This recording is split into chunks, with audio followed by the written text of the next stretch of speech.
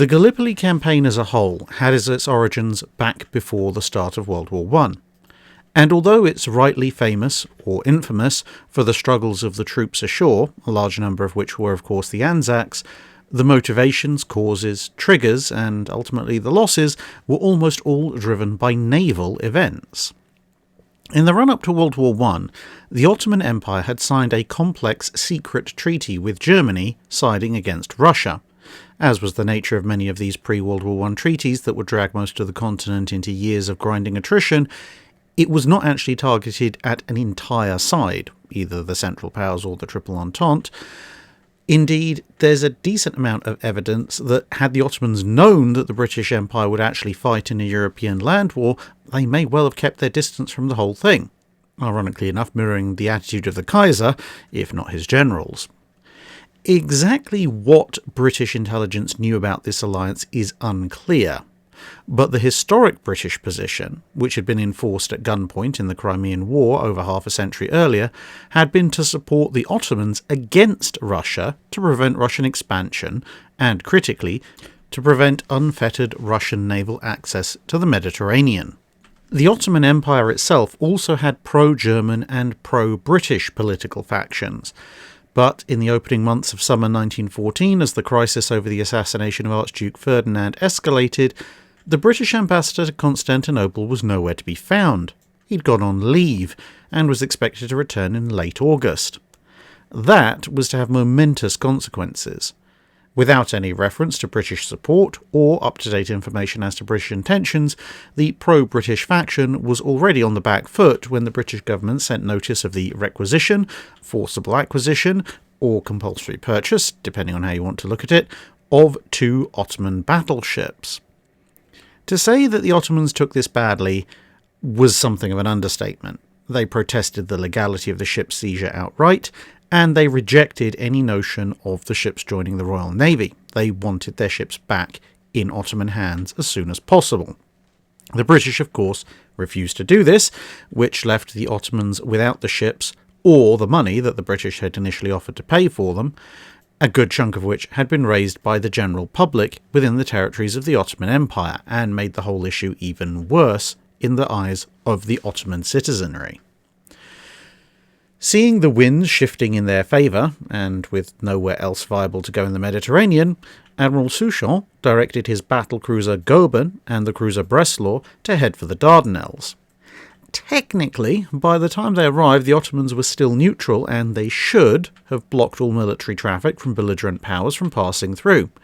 But, thanks to the recent pro-German shift in policy, the German ships were allowed to pass, and the British and French vessels in hot pursuit were prevented. Publicly, the ships would subsequently be offered to the Ottomans as replacements for the ships that the British had seized, which meant at least that all the sailors got a fez, and we all know that fezzes are cool, although to what degree the Ottomans actually ever had full control over the German ships during the war, and to what degree Germany used Suchet and his crew to direct Ottoman military actions, is a matter of considerable discussion and debate. Nevertheless, the Ottoman Navy, including its 2 new vessels, prepared for war against Russia in the Black Sea, and with the situation in Constantinople rapidly shifting towards outright pro-German sentiment, the bulk of the British diplomatic delegation left, as well as the British naval mission, which had been helping the Ottoman Navy. This latter position was filled rather quickly by Germans, and a detachment of them headed south to help man the Dardanelles defences. By the end of October, naval operations against Russia had begun, and the very end of the month saw the Ottomans formally declaring war on the side of the Central Powers. Now, perhaps, was where the Gallipoli campaign was actually lost, months before it ever formally started.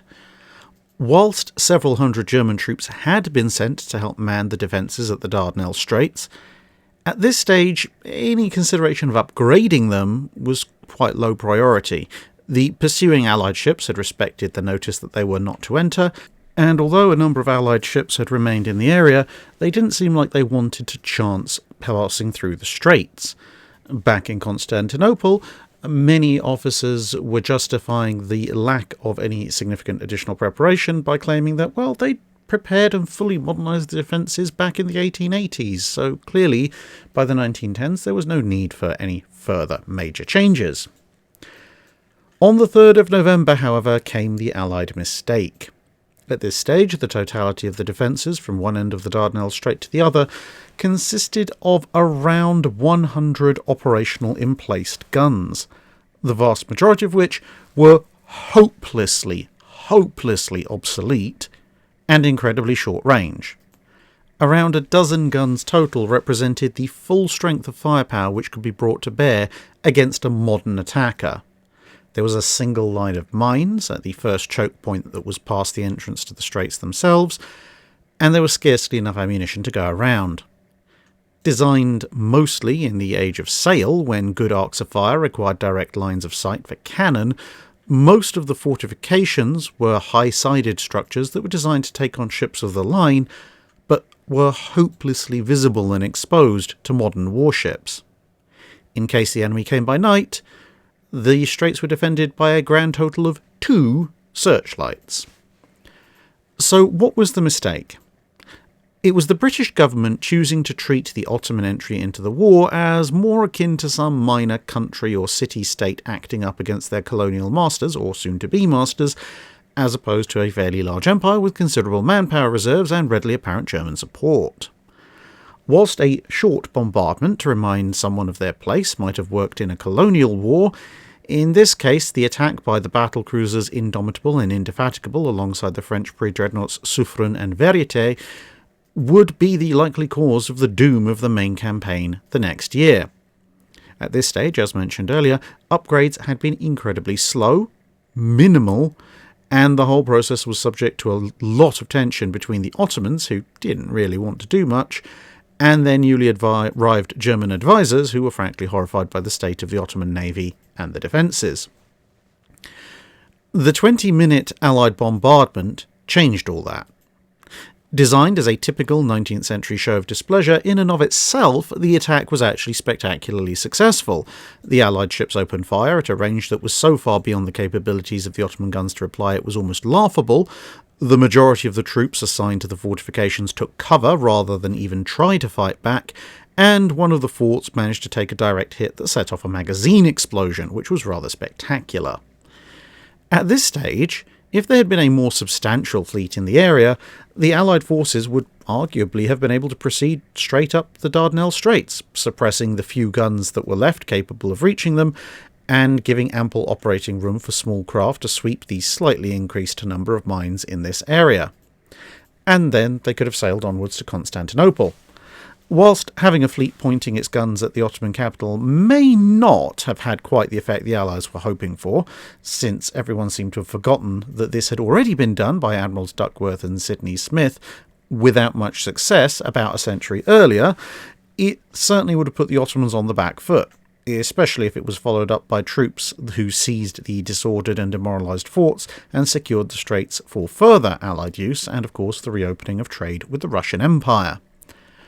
But, instead, satisfied that they'd shown the Ottomans, what for, jolly good and all that, and also with far too small a force to actually do much else, the Allied contingent withdrew, which left the Ottoman and German personnel with a lot of damage to fix, and a near-textbook explanation and demonstration of every single weakness in their defences. Now, motivated by a very real-life example of what might happen to them, the Ottoman government and the men on the scene stepped up several gears in their efforts to repair and reinforce the existing defences, as well as to construct new, more modern emplacements ashore and lay considerably more mines.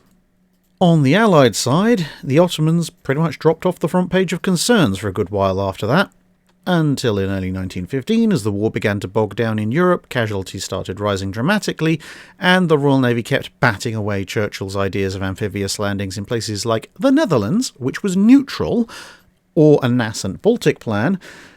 Instead, the idea of knocking out a perceived weaker partner of the Central Powers, which would also relieve pressure on Russia, came back up for consideration, and it was decided that the Allied navies would revisit the Dardanelles. By this point, though, the defences were considerably more formidable.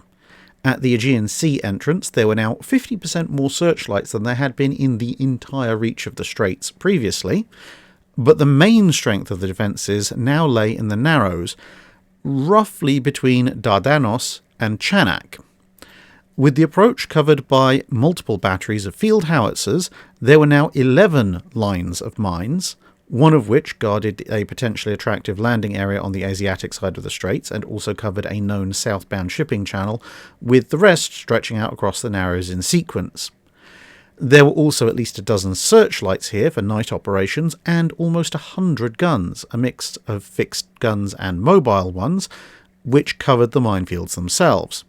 Some of these guns were still the older ones, but many of them were considerably newer, and a good chunk had been deployed in harder-to-spot emplacements made of banked earth that utilised the ballistic arcs of modern shellfire to conceal them from any easy direct-fire assault. And of course, most of this was largely unknown in any specific great detail to the Allies. Admiral Carden, the British officer in charge of planning the naval assault, began to work on plans. His first plan was rather short on detail, but even still it might have actually worked. He called for a repeat of the long-range bombardment of the previous year to suppress the outer forts. He assumed that this entrance would be mined. In fact, it actually wasn't, but he didn't know that, and it was good of him to assume so. So he would then send in destroyers and minesweepers to clear this area. Other ships would then fire over the terrain from the Aegean to the west at the forts that were in the Narrows, at which point another force of a dozen battleships, 3 battlecruisers, 3 cruisers, and a strengthened flotilla of destroyers escorting a similar number of minesweepers, along with support from aircraft from a seaplane carrier, would enter the Narrows. Using their primary and secondary batteries, the big ships would smother the defences, whilst the small ships cleared any further mines. In fact, since many of the Ottoman mines were set at a depth of 14 feet, which was 6 foot more than the draft of the average British destroyer of the period, the minesweepers and their escorts would have been practically immune to their prey, and the vast concentration of firepower probably would have allowed them to work in relative peace. Fitting the destroyers with minesweeping gear of their own would further speed up the process. However, at this point, for frankly stupid reasons, given the general Royal Navy policy of letting the commanders at the scene work out the details of the operations they were being asked to do, planning for this operation was recalled back to London, where a series of lengthy plans were devised and dispatched, which advanced the Allied cause not at all, and generally served actually to make everything worse. For example, some of the new ideas were that ships were to indeed start their attack at long range, but they were not to fire in salvos. Instead, they were to fire single shots. Supposedly, this would make spotting the fall of shot easier, presumably akin to dialing in the range on a Western Front artillery emplacement.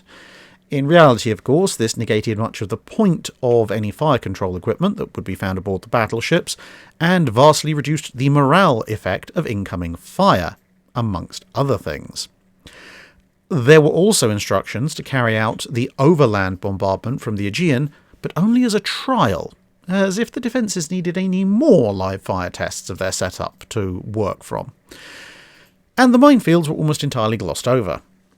Appearing to believe that they had been little improved from 1914, London suggested that any searchlights could best be countered with searchlights from the ships themselves to blind the operators of the shore-based variants, instead of, shooting them, and completely ignoring that it wasn't the searchlight operators you really had to worry about, but the gun crews nearby who would now have a perfectly self-illuminating target, even if the Ottoman searchlight's aim went AWOL.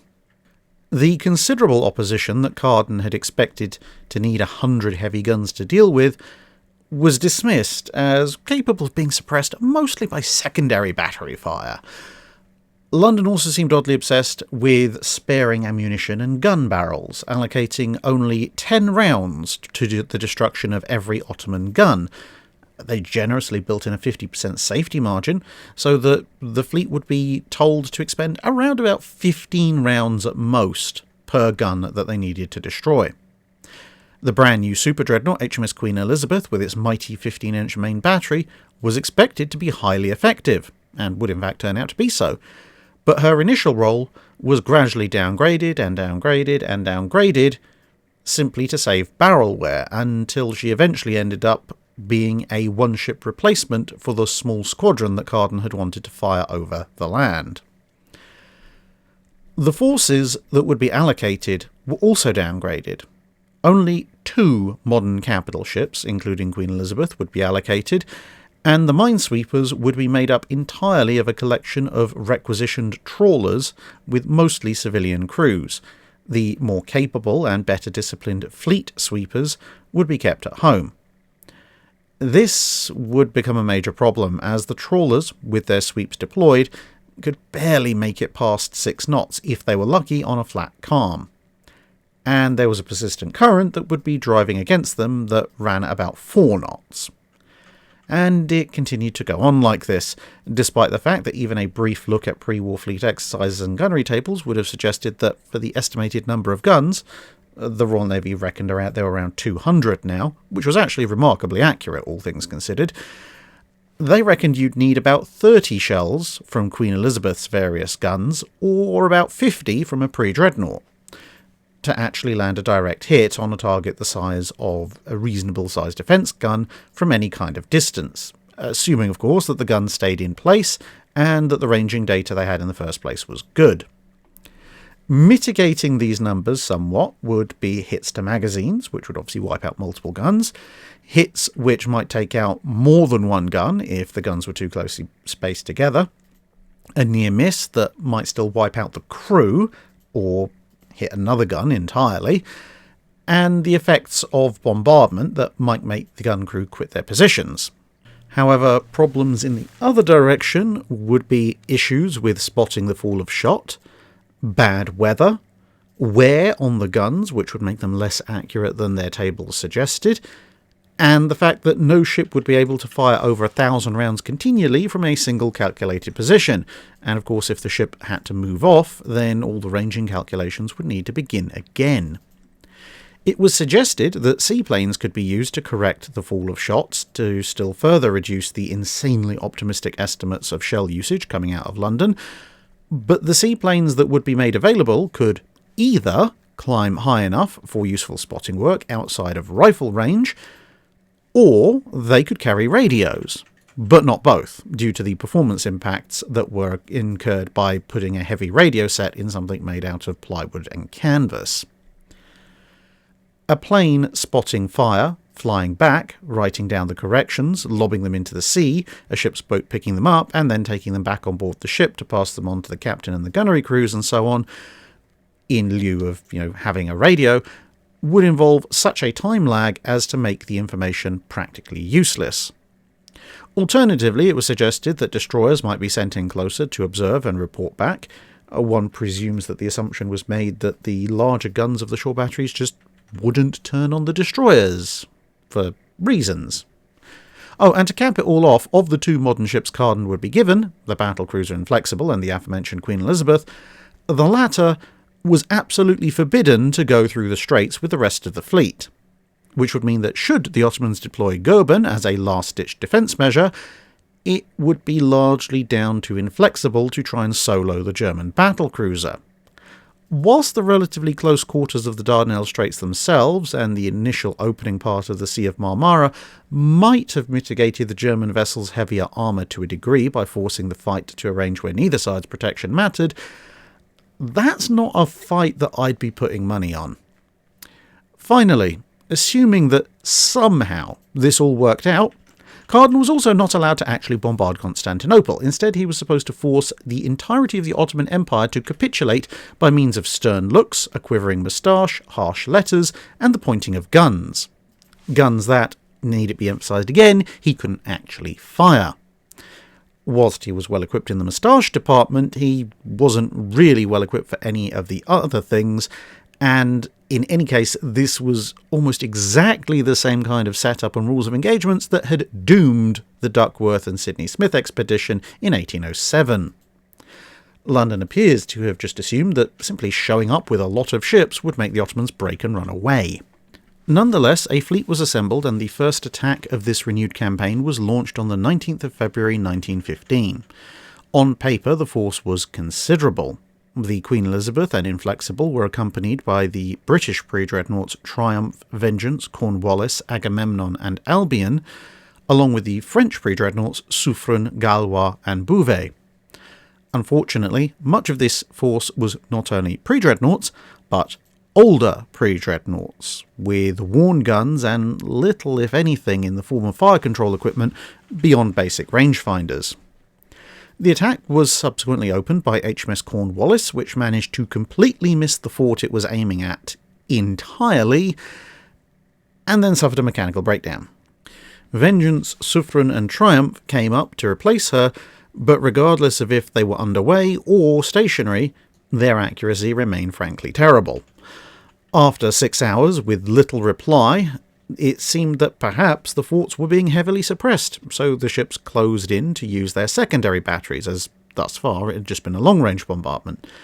But after a total of 10 hours of bombardment, all of the entrance forts' guns were intact, and their total casualties were 6 men killed. Weather then intervened until the 25th. This time things were considerably more successful. Queen Elizabeth managed to destroy 2 guns within 40 minutes of opening fire, and then the old Irresistible came up trumps with 2 hits of its own. For a total of 66 large caliber shells expended, they'd managed to destroy 4 guns, a little over the optimistic assessments from London, even with the safety margin it built in, but well under the more mathematical calculations that could be derived from pre-war firing tests. But when you factored in all the shells that had been fired on the 19th, and the shells that had been fired by the other ships present, the total expended starts to trend far more into the region predicted by the aforementioned pre-war calculations. The next day, the 26th, saw the destruction of 9 more guns, including 7 of the largest. But this was accomplished by an alternate method. Small landing parties escorted by Marines were sent in with demolition charges. On both sides of the straits, these encountered resistance, but the ships used their massed batteries to drive off the Turkish skirmishers. Here was perhaps the one weakness of the modern ramped earth concealed emplacements over the older brick and stone forts. Once small arms fire and heavy caliber artillery had forced the gunners to go to ground or temporarily withdraw, it was pretty easy for the Allied troops to just walk in and blow up the guns, whereas the older forts would at least have needed to be climbed or have some of their charges expended to blow a way in through the gates or the walls. But overall, with 3 days of intense operations behind them, they'd netted only just over 5% of the total estimated defensive gun capacity of the Ottoman emplacements, and this was at the entrance where those emplacements were relatively fixed, whereas inside mobile howitzers and such prevailed. Still, with this new strategy seeming to work considerably better, and needing less ammunition expended from the big guns, the Allied fleet then spent the next week busily repeating the strategy, with the eventual score being 48 guns of all types destroyed, including the 4 that had been directly hit during the opening's days. This represented about 25% of the estimated strength of the Ottoman batteries and gave considerable cause for hope. Unfortunately, by the 4th, the Ottoman response had changed. Instead of a handful of local patrols and whichever fort garrison men stuck their head above ground responding, the 2 landing parties sent out that day were driven back by contingents of several hundred men from the infantry division stationed nearby, who'd also dug trenches to make it considerably harder for the ships to hit them by firing over open sights. The ship's own onboard marines plus some volunteer sailors just couldn't match those kind of numbers. Whilst these efforts were being made on the outer forts, Albion, Triumph and Majestic went into the straits to escort some minesweepers and destroyers who were trying to clear the entrance of what turned out to be an expected, but non-existent, minefield. They also then aimed to try and take out the next 2 forts, including Fort Dardanelles, which was known to them as Fort Number 8, and which, unknown to them, lay at one end of the first few lines of mines. One Lieutenant Gibson, aboard HMS Albion, recalled, "The destroyers went ahead. We came under fire from a light battery and also a 6-inch howitzer battery on the north shore, position unknown but probably near Fort Number 7. We opened fire with a 4-turret at 13,000 yards on Number 8 Fort, Dardanelles, and planted several 12-inch common shells bang on top. They didn't reply. We were out of range, I suppose, and I expect they'd all ducked. The Majestic now came up and also fired at number 8. The 6-inch howitzer unseen battery now began to drop salvos between us and Majestic, nearer her. Eventually, one almost hit her and she moved. They still continued to plonk them into the same place. She was close to a red buoy, and it's believed they used these as ranging markers, so we sent a destroyer to sink it. A field gun battery, very well mounted halfway up a hillside, which was covered with small trees and scrub, opened fire on the destroyers. The latter steamed about whilst replying. We tried to knock them out, but it was impossible to get gun layers to see them, and there were no prominent objects we could use either as description points or aiming marks, so I gave it up. The minesweepers coming under fire from supposed number 7 fort and this field battery were told to retire. A pause ensued while we went on firing at number 8 with the 12-inch. The field battery stopped. We drifted down with the current perhaps 1,000 yards when, from the south shore, a howitzer battery, I should think 4.7-inch or perhaps 6-inch, mounted on a ridge about a mile inland, began to fire at us. We were port side on, and as soon as I could get the guns on, I opened fire. Point of aim was a building with a red roof. This was on the ridge, but to the right, so I had 45 knots left deflection set. Got the range with the second salvo.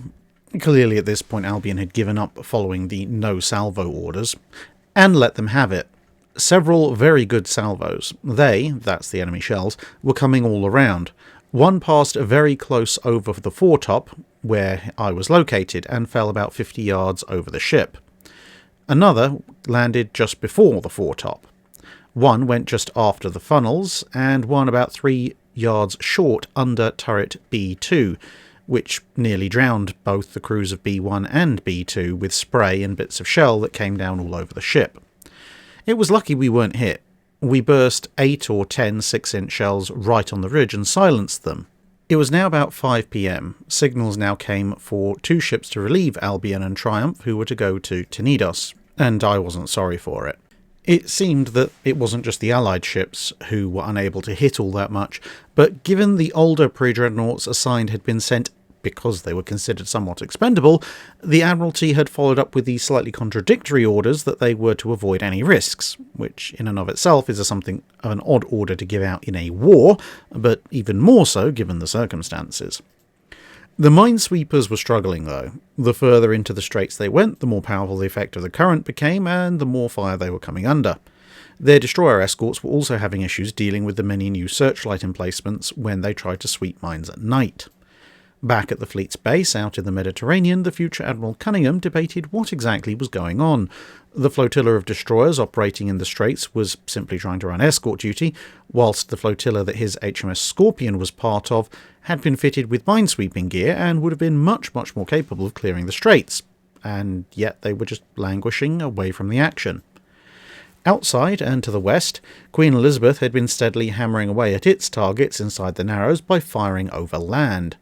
The Ottomans had sent the ex-German pre-dreadnought Hayreddin Barbarossa to try and counter-battery her, but a lack of coordination between Ottoman spotters and the old ship meant that the Ottoman fire was so wide of the mark that the super-dreadnought largely ignored it in favour of keeping up fire at the forts, the emplacements, and the occasional spotting party. But after 3 weeks of operations with not a lot of progress being made, pressure from on high led to a change in tactics. Switching back basically to Carden's initial idea of advancing under the cover of massed gunfire, a new plan was drawn up for the 18th of March. This called for the use of no less than 16 capital ships. The best available, Queen Elizabeth, Inflexible, and the semi-dreadnoughts Lord Nelson, recently arrived, and Agamemnon, would advance up the straits in line abreast. The older pre-dreadnoughts, Prince George and Triumph, would be set slightly back, guarding their flanks. This concentration of firepower would take on the big forts at the Narrows. A mile behind, the French pre-dreadnoughts Gallois, Charlemagne, Bouvet and Suffren would close in on the forts once the first line had shot them up and suppressed the larger guns. The pre-dreadnoughts would then use their extensive mixed batteries at close range to finish the job and keep the mobile guns defending the minefields suppressed. After some time had elapsed, a third line consisting of the flank guard ships along with the Majestic and Swiftsure would relieve them in this bombardment duty. In case of any breakdown, damage or loss, the Canopus and Cornwallis were in reserve to shore up the numbers. The idea was that at some point after the French line has got stuck in, the minesweepers would come up. Theoretically, without being shot at, they would sweep any mines, and by the end of the day, the fleet should be at anchor at Sari Siglar Bay, which was just below the Chanak fort at the absolute narrowest part of the Narrows. Having dealt with the majority of the forts and the mines, the following day would mop up the last few emplacements, and the fleet would move on to Constantinople. Then, less than 48 hours before the attack was due to begin, Admiral Carden collapsed from the stress, and Admiral de Robeck was rapidly appointed to replace him. The attack then went in on the 18th of March. An officer aboard HMS Prince George described the events. A big day indeed. About 10 a.m, Queen Elizabeth, Inflexible, Agamemnon, and Lord Nelson moved into the straits in line ahead. Prince George and Vengeance on the flanks, 4 French ships a mile astern, 6 destroyers proceeded ahead and attempted to sweep but had to retire under fire from the field batteries. The Turks were quite ready. Nearly every ship in action with the field batteries the whole way up. 4 first-named ships eventually formed a line abreast and proceeded to bombard 5 forts and were also engaging field batteries on either flank. Undoubtedly, the Turks disclosed a good many new batteries. Numbers 8, 9, 13, 19 and 20 batteries, actually forts, were bombarded, and the fleet did some splendid shooting, saw what was probably a magazine going up. The forts were shooting much better than previously, but still pretty badly. Good enough, however, to get hits on pretty well every ship, judging by such opportunities as we had to look around. We were to engage field batteries and forts at 7 and 9 on the port side. Ran into the area again of those beastly howitzers, which are evidently well behind a hill as we failed to locate them in any way. These howitzers are evidently laid on map squares and fired when the ships enter their designated areas. They would undoubtedly do great havoc if more accurately served. They missed us and the 2 French ships by feet. I would not want to be one of those on deck. The guns seemed pretty accurate in and of themselves, as 3 or 4 shells invariably fall in quite a small area. The shells have a deafening detonation, undoubtedly high explosive and well detonated. We should consider them the best weapons the Turks have, though probably of limited range.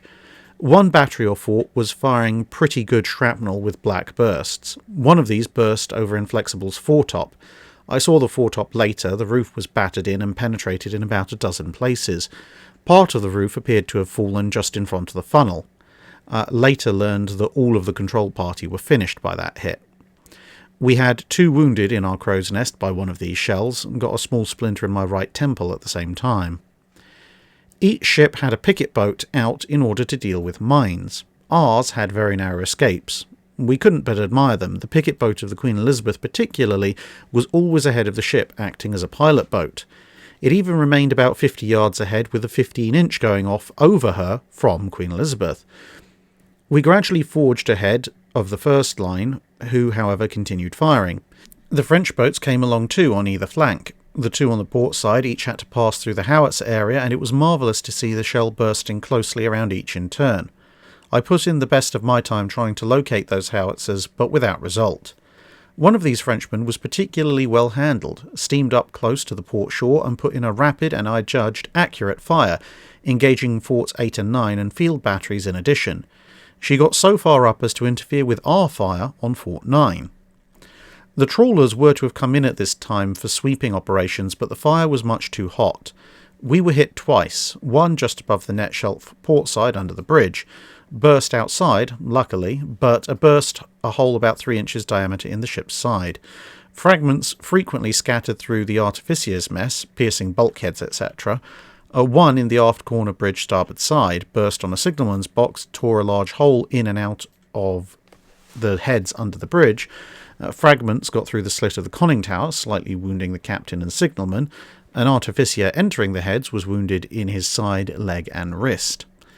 Shortly after this, as we were crossing to retire, the Frenchman Bouvet was mined. We saw a tremendous quantity of black smoke arise just after the funnels on the starboard side.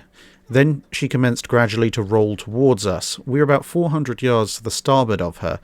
The roll steadily continued till she was keel uppermost, then her stern steadily settled down, and just as steadily she went under in about 3 minutes from when she was first struck. It was awful and unnerved us all in the top. There was no time to do anything. Our picket boat was away quickly and we lowered a cutter. Other boats sent their picket boats and a destroyer came up, but all survivors were picked up by our picket boat. 35 officers and men only. I never want to see the like again. We were glad when our relief, the Majestic, came along and we could retire, which we did soon after 2 p.m. to the entrance of the Straits, from where we could see the fleet firing. Queen Elizabeth, Inflexible, Agamemnon and Lord Nelson remained in. I don't know what others went in. About 3:30 we saw destroyers closing round a Frenchman, the Galois, which was badly down by the bows. It looked as though she would sink before she could be beached, but eventually she made her way back to shallow waters near Rabbit Island. Later we learned that Irresistible was sinking and Inflexible was in a bad way. Destroyers were ordered to close round Irresistible and Ocean was assigned to tow her. We saw Inflexible steaming out briskly with a list to starboard. She anchored in the waters at Tenedos, where we followed her at dusk. On the 19th of March, we awoke to learn that Irresistible and Ocean had both been sunk. The official account said mines. As far as I can learn, this seemed to happen at the same place as Bouvet. Few casualties on Ocean, but around 200 on Irresistible. The crew mustered on deck and then were subjected to shrapnel and high explosive fire. It must have been awful. 3 ships sunk, 2 disabled, no knowledge of the effect on shore, then saw a personal message, 16, 19 and 20 forts silenced, only 1 fort still firing at dusk. Then further operations postponed to general despondency. Whilst the details that can be compiled from official reports and investigations have some very slight variances with this first-hand account, it's actually mostly accurate. 3 pre-dreadnoughts had been sunk, 2 others, plus the battlecruiser Inflexible, were badly damaged, and almost everyone else had been hit at least once. There was a certain degree of bad luck involved. The night before, the mine layer Nusret had laid a new line of mines in the channel that was most often used to withdraw. It was these 20 mines that had claimed all 3 of the pre-dreadnoughts that sank and inflicted severe damage on Inflexible. But those losses could have been sustained if progress up the Narrows was being made. There were more than enough pre-dreadnoughts to replace those that had been lost, and with the exception of Bouvet, which rolled over and sank so quickly she took 639 out of 687 men aboard with her, the other casualties had been fairly light, since both British pre-dreadnoughts had stayed afloat for hours with crippled machinery or steering, and the crews had mostly left in an orderly manner. Had there been more destroyers to hand, they might even have been saved. Indeed, it was the lack of destroyers, especially the minesweeping fitted ones that were left back at base, that doomed the Enterprise. At one point, between 1 o'clock and 2 o'clock in the afternoon, although very few guns had actually been destroyed, the sheer volume and the concussive effect of the bombardment had silenced most of the Ottoman defences, as the gun crews were forced to either take shelter from the blast and shrapnel, or be rendered unable to continue anyway through the pummeling shockwaves if they remained at their posts. But a combination of the trawler's incredibly slow rate of advance and a somewhat understandable lack of enthusiasm amongst the civilian crews to be shot at by the remaining guns meant that the trawlers generally refused to advance any further into the minefields, and the day ended with little progress to show for a battered and diminished fleet.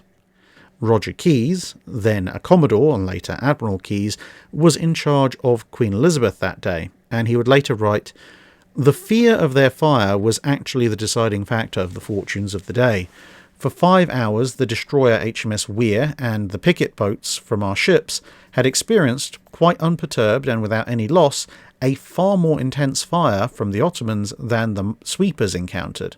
But the latter could not be induced to face it and sweep ahead of the ships in B-line. I had the almost indelible impression that we were in the presence of a beaten foe. I thought he was beaten at 2 p.m, I knew he was beaten at 4 p.m, and at midnight I knew with still greater clarity that he was absolutely beaten, and it only remained for us to organise a proper sweeping force and devise some method of dealing with drifting mines to reap the fruits of our efforts." What might have been accomplished had the far faster professional naval crews of the 3rd Destroyer Flotilla been sent in instead, with their more durable ships, their ability to shoot back, and with men like Cunningham leading them, or even better, if a few thousand troops had also been made available at the start of operations to be used in much stronger landing parties to spike the suppressed guns at the same time, will have to remain one of those great what-ifs of history. Indeed, even as the 18th passed into the 19th, the Admiralty was calling for a renewed attack. Replacement ships were on the way, the crews of Irresistible and Ocean had replaced the trawlers' crews, and were much more willing to advance under fire, even if the glacial pace that the trawlers could manage would remain a problem. And in Constantinople, the US ambassador reported that if the attack resumed on the 19th, the Ottomans expected to see the White Ensign and Tricolour in the Golden Horn by the end of the 19th, or the dawn of the 20th at the latest.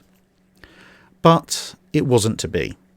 The Navy was prepared to have another go, but the delay in the politicians getting back to them on whether they wanted them to or not meant that gales swept in, which made operations impossible. By the time the gales lifted on the 23rd, the mood in the fleet had changed, and they were now making preparations to support a full-scale invasion instead, which would of course lead to the launch of the Gallipoli Landings a month later. Submarines had also been trying to help.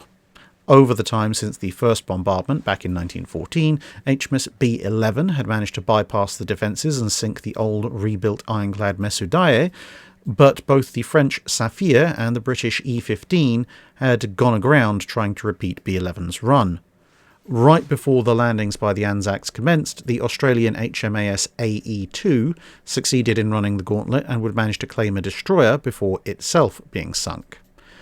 One last effort was made by Churchill to drive the attacks onwards, but at the end of March, de Robeck replied, "The original approved plan for forcing the Dardanelles by ships was drawn up on the assumption that gunfire alone was capable of destroying forts. This assumption has been conclusively proved to be wrong. The utmost that can be expected of ships is to dominate the forts to such an extent that the gun crews cannot fight the guns. To destroy the forts, therefore, it is necessary to land demolishing parties." Indeed, that was exactly what had netted much of the earlier successes, but with the number of Ottoman troops in the area and the great number of guns in the Narrows, the ship's own marine parties weren't enough, and nobody back in London had made regular troops available. And so the purely naval side of operations ceased. Now, the naval side of the Gallipoli campaign would be dedicated mostly to trying to support the landings of the troops, both in their initial coming ashore and then subsequently in their attempts to gain ground over the Ottoman defences. And whilst further naval actions were proposed and planned, the consideration of this, as well as the more direct support of the landing zones, is best considered in a separate video, since by the end of April 1915, all attempt to force a victory through the use of naval firepower alone had been given up.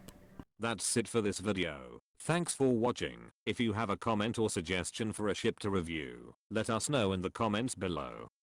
Don't forget to comment on the pinned post for dry dock questions.